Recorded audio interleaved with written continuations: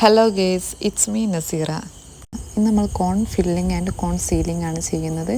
അപ്പോൾ എനിക്ക് അറിയുന്ന കുറച്ച് കാര്യങ്ങൾക്ക് ഞാൻ നിങ്ങൾക്ക് ഷെയർ ചെയ്തു തരാണ്. നമ്മൾ ഓൾറെഡി ഉണ്ടാക്കി വെച്ച കോണിലേക്കാണ് ഹെന്ന പേസ്റ്റ് ഫില്ല് ചെയ്യാൻ പോകുന്നത്. അതേപോലെ നല്ല ക്വാളിറ്റി ഉള്ള കോൺ കവറും സെല്ലോ ടേപ്പും ആയിരിക്കണം നമ്മൾ ഇതിന് യൂസ് ചെയ്യുന്നത്.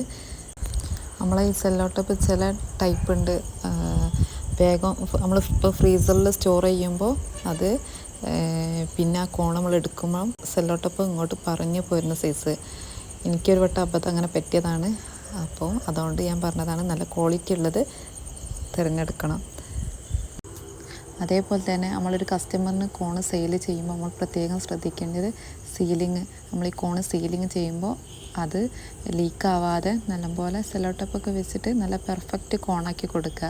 കാണാനും ഒരു ലുക്ക് ഉണ്ടാകുമ്പോഴാണല്ലോ അവർക്ക് അത് ഇഷ്ടപ്പെടുക. അതേപോലെ തന്നെ എൻ്റെ കോണിൻ്റെ റിസൾട്ട് നിങ്ങൾക്ക് ഇതിൽ കാണാൻ കഴിയും. ജസ്റ്റ് സ്ട്രൈറ്റ് ലൈനും നല്ല സ്മൂത്തായിട്ട് വരുന്നു. അത് വിചാരിച്ച പോലെ നമുക്ക് വരയ്ക്കാനും കഴിയും.